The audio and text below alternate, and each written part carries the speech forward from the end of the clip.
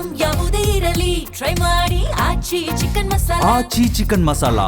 ಒಪ್ಪಂದಕ್ಕೆ ಒಪ್ಕೋತೀರೋ ಇಲ್ವೋ, ಇಲ್ಲಾಂದ್ರೆ ಖಾರ್ಗ್ ದ್ವೀಪವನ್ನ ಬ್ಲಾಸ್ಟ್ ಮಾಡ್ತೀವಿ ಅಂತ ಇರಾನ್ಗೆ ಟ್ರಂಪ್ ಅಂತಿಮ ಗಡುವನ್ನ ನೀಡಿದ್ದಾರೆ. ನಾವು ನೀಡಿರುವಂತಹ ಒಪ್ಪಂದಕ್ಕೆ ಅಂದ್ರೆ ಏನೋ ಒಂದು 15 ಪ್ರಸ್ತಾವನೆಗಳು ಇದೆ, ಕಂಡೀಷನ್ಸ್ ಇದೆ, ಅದಕ್ಕೆ ನೀವು ಒಪ್ಕೋತೀರೋ ಇಲ್ವೋ, ಇಲ್ಲಾಂದ್ರೆ ನಿಮ್ಮ ಖಾರ್ಗ್ ದ್ವೀಪವನ್ನ ನಾವು ಸ್ಫೋಟಿಸ್ತೀವಿ ಅಂತ ಇರಾನ್ಗೆ ಟ್ರಂಪ್ ಅಂತಿಮ ಗಡುವನ್ನ ನೀಡಿದ್ದಾರೆ.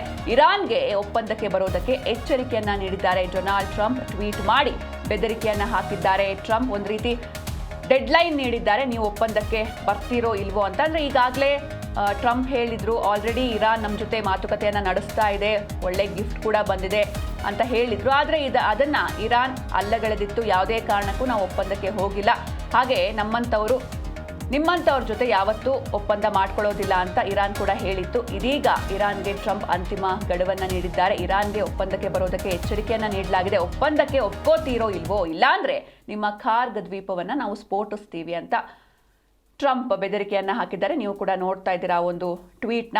ಹೋರ್ಮುಜ್ ಜಲಸಂಧಿ ಮುಕ್ತಗೊಳಿಸಬೇಕು, ಇಲ್ಲದಿದ್ದರೆ ವಿದ್ಯುತ್ ಸ್ಥಾವರ ಹಾಗೆ ತೈಲ ಬಾವಿಗಳನ್ನು ನಾವು ನಾಶ ಮಾಡ್ತೇವೆ ಅಂತ ಎಚ್ಚರಿಕೆಯನ್ನು ನೀಡಿದ್ದಾರೆ. ಪೂರ್ವ ಏಷ್ಯಾದಲ್ಲಿ ನಡೀತಾ ಇರುವಂತಹ ಸಂಘರ್ಷ ತಿಂಗಳಾದರೂ ಕೂಡ ಕಡಿಮೆಯಾಗುವ ಯಾವುದೇ ಮುನ್ಸೂಚನೆ ಕಾಣ್ತಾ ಇಲ್ಲ. ಇದರ ನಡುವೆಯೇ ಅಮೆರಿಕ ಅಧ್ಯಕ್ಷ ಡೊನಾಲ್ಡ್ ಟ್ರಂಪ್ ಇರಾನ್ಗೆ ಒಪ್ಪಂದಕ್ಕೆ ಬರೋದಕ್ಕೆ ಅಂತಿಮ ಎಚ್ಚರಿಕೆಯನ್ನು ನೀಡಿದ್ದಾರೆ. ಟೆಹರಾನ್ ಮತ್ತು ವಾಷಿಂಗ್ಟನ್ ನಡುವೆ ಶೀಘ್ರದಲ್ಲೇ ಒಪ್ಪಂದ ಮಾಡಿಕೊಳ್ಳದಿದ್ದರೆ ಇರಾನ್ನ ವಿದ್ಯುತ್ ಉತ್ಪಾದನಾ ಸ್ಥಾವರಗಳು ಮತ್ತು ಖಾರ್ಗ್ ದ್ವೀಪವನ್ನು ಸ್ಫೋಟಿಸಿ ಸಂಪೂರ್ಣವಾಗಿ ನಾಶ ಮಾಡೋದಾಗಿ ಅಮೆರಿಕ ಅಧ್ಯಕ್ಷ ಡೊನಾಲ್ಡ್ ಟ್ರಂಪ್ ಬೆದರಿಕೆ ಹಾಕಿದ್ದಾರೆ. ಟ್ರಂಪ್ ತಮ್ಮ ಸಾಮಾಜಿಕ ಮಾಧ್ಯಮ ವೇದಿಕೆ ಟ್ರೂತ್ ಸೋಷಿಯಲ್ ಮೂಲಕ ಇರಾನ್ಗೆ ಎಚ್ಚರಿಕೆ ನೀಡಿದ್ದು, ಇರಾನ್ ಹೋರ್ಮುಜ್ ಜಲಸಂಧಿಯನ್ನು ತಕ್ಷಣ ಓಪನ್ ಮಾಡದೇ ಇದ್ರೆ ಕ್ರಮ ಕೈಗೊಳ್ಳಲಾಗುತ್ತೆ ಅಂತ ಹೇಳಿದ್ದಾರೆ.